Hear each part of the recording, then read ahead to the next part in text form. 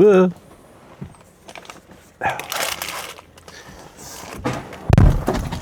morning. It's foggy again and I'm on the road because I have to go and do something I forgot to do. I really should have done. I forgot to pay a bill. So do you remember I was telling you I got the Super Sank re-registered in my name, and rather than doing it myself, which is a bit awkward if you're not used to doing it, I got someone to do it for me. Well, the garage that did it for me sent me an email about a week and a half ago. Can you see me? And they said, Brian, here's the bill for your thing. And I thought, thanks very much. But I read the email when I was on the go. And at the time I read the email, I was on the go.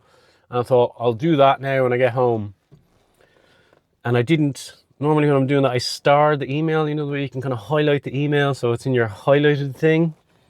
Well, I never highlighted it. And then I was doing stuff and I forgot all about it. And then a couple of days ago, a letter arrived saying, would you mind paying that bill, please? And I went, you know what? I won't tell you what I said. But I'm like, right, that's it. Letter's going on the kitchen counter. First thing in the morning today, I'm going up to sort this out and apologise profusely to the very nice lady called Sarah who sorted all the registration paperwork out for the Super Sank. So Sarah, if you're watching this, you're probably not, but sorry. And I'm on the way and I'll be there presently. Just needed to stop and get some coffee. Right, on the road again.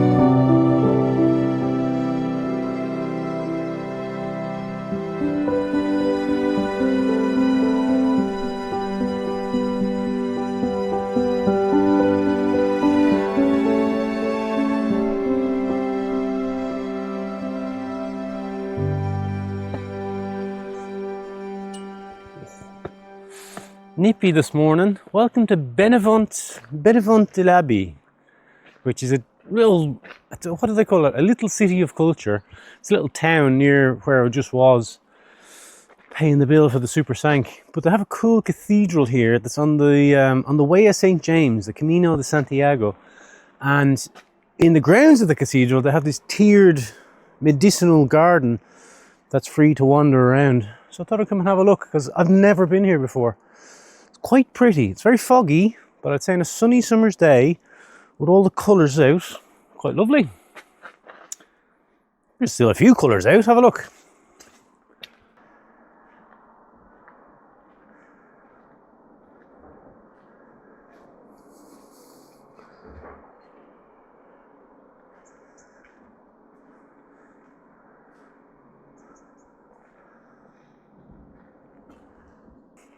I don't know much about gardening, as I said before, but I do appreciate a nice sculptured garden that's very pretty to walk around. And this is lovely. Right, well, lovely as it is, I have to get home and apologise to a lawnmower. Not a soul in the place, but you're able to walk around it, which is quite nice. They have rabbit hutches around the corner there. There's no rabbits in them anymore, but they're a particular type of hutch. You see outside a lot of old French farmhouses. There was some outside my house when I got it. I remember I was working on a house one day with my mate Thomas, and there was these rabbits in a rabbit hutch, and this is like deep rural France. And I said to Thomas, oh, the guy here keeps rabbits. And Thomas was like, oui, oui. And I said to him, you think if he was like interested in keeping rabbits, he'd keep them in a nice hutch, not that horrible thing he's got on the side of his house. And he just looked at me and went, those rabbits aren't pets, Brian. So, yeah. Very tasty, apparently. Right, lawnmower, welcome to the family. Now, I do have to apologise to you in advance. You will not be cutting those lawn bowl gardens that you may have been used to in the past. This farm has ups and downs and lefts and rights and off cambers and on cambers and all sorts. So, it might be a bit more taxed than you were in your previous home, but we will look after you because we're all about mechanical sympathy here on the farm. Isn't that right, Pascal? Pascal? Thanks, buddy.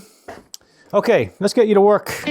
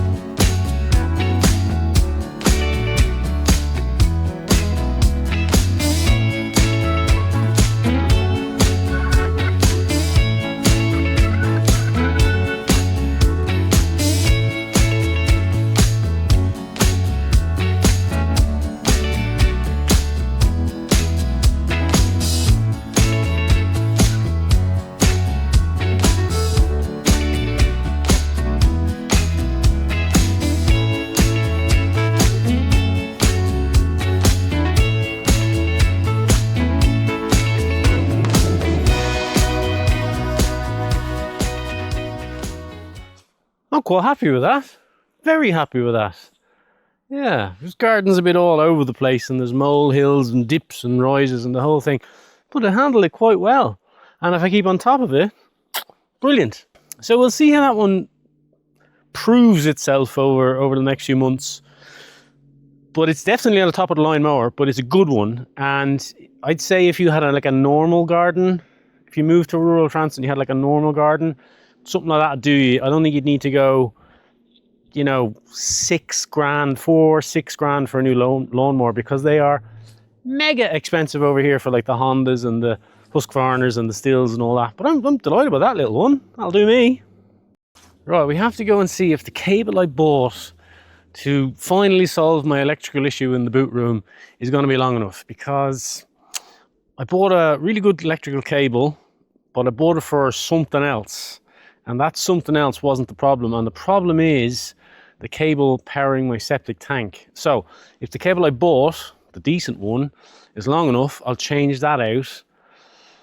But I have a nasty feeling I bought it about 5 meters too short. I'll show you what the issue is. So these 3 wires are the cable that powers or sends power to the septic tank. It's got its fancy own control box and it does all its own gubbins. But these 3 wires are the power wires, obviously, and they were connected to these wires, which come from the house power. There was a junction box on the wall. I had to take it off. It was a whole thing. I'll be putting that back, but I think the issue that keeps tripping the fuse is this cable. And what was tripping was all the lights in the boot room, all the sockets upstairs, except for one room, everything out in the barns, and the washing machine. So it was a real pain in the bum. But then I realised it was the septic tank that was the problem, not the washing machine. So this is a septic tank. Actually, that's the control box for the septic tank. The septic tank is sort of down there, and then it runs off into that field and does its thing. And it's got a pretty complex bit of kit controlling its brain, unlike me. So the other end of this cable comes out from the house, comes to this socket, and then the septic tank is plugged into the socket. And then it does all its kind of gubbins here, and it's all good. So when the septic tank started tripping, I was like, okay, this is going to be a huge problem if the septic tank's gone bust. So what am I going to do? So I changed the plug socket.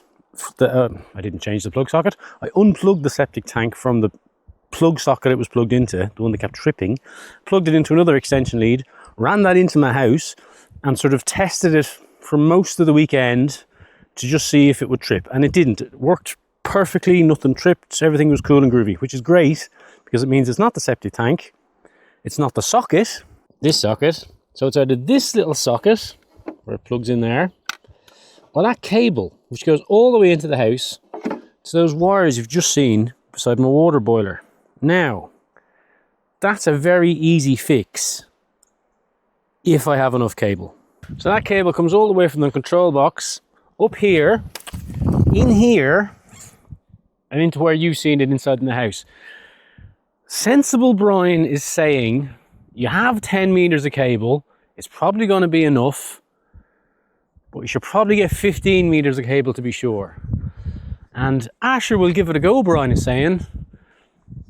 Asher will give it a go. The problem is, if I pull it out, that's not long enough, it's just a hassle. I'd rather just change the cable in one hit, because that's easier. Because the cable I'm changing it with, this one, is quite thick. It's about as thick as my thumb, and it's a bit stiffer than the cable that's currently in it. To be honest, the cable that's currently in it is basically off an old extension lead, which is fine, but I think it's, well, something's wrong with it. So we're going to change it for a more heavy duty kind of cable, and I want to do that once because it's not hugely flexible, and once it's in, I don't have to pull it back out, change it for a longer one. So I think what we'll do is we'll get the cable we have, I'll show it to you, and we'll kind of have a rough guesstimation and see how we're looking. I hope it's going to be long enough. Yeah, it's not going to be long enough. Not a chance is that going to be long enough. See, sensible Brian prevails. So we'll go back in. We might see if they have a 20 meter length of it, because I'd rather be looking at it than looking for it, as my old rescue instructor used to say. So I think we'll go back in. What time is it? It might be early enough for a trip. Get that cable and get that sorted.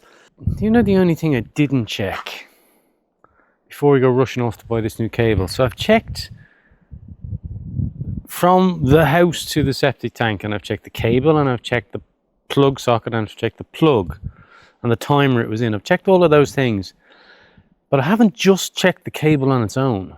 So just before we drive all the way to Limoges to get a new cable, let's try that. I have a feeling that tripped instantly. So that tripped immediately. So that tells me the fault is in the cable. So don't have enough cable. I'm gonna have to go into Limoges and get some cable. I might fly in now, but I'm not going to bore you with another trip to Limoges. So I'll end the vlog there. Say thank you very much for watching this little vlog of what I got up to today. I do hope you enjoy it, and make sure that bag's ready because we're probably going somewhere tomorrow. Anyway, thanks for watching, and I'll see you soon.